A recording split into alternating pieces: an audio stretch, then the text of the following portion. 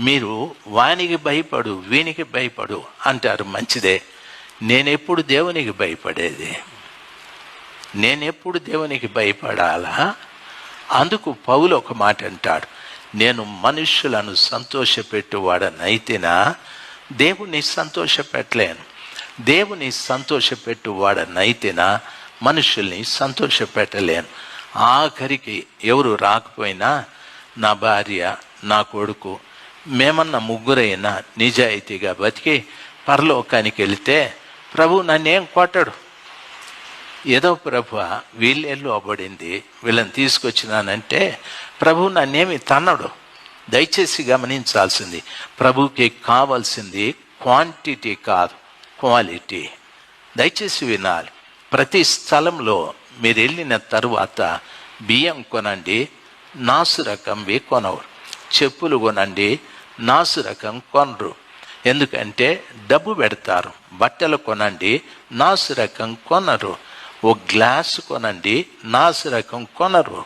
మీరు పెట్టే డబ్బుకు తగినట్లుగా అది ఉండాలి అని కొంటారు. దేవుడు కూడా అంతేనండి. నాసు రకాన్ని ఆయన సంఘంలో వేసుకొని ప్రభువు బాధపడడు, ఆయన చింతపడ్డు.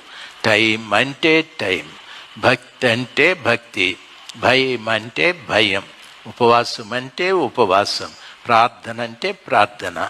ఆ క్రమశిక్షణలు పెరిగితేనే ఒకరోజు దేవుడిని నువ్వు చూస్తావు.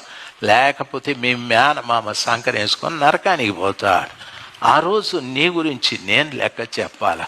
అదేదో ఇక్కడే తేలిపోతే పోతుంది కదా. అవునంటారా కాదంటారా? మేము కానుకలు ఇస్తామని, మీ కానుకలు మిమ్మల్ని చూసి నేను పరిచర్యకి రాలేదు, ప్రభువుని చూసి వచ్చినాను. ప్రభు ఇస్తే తింటా, లేకపోతే ఉంటా.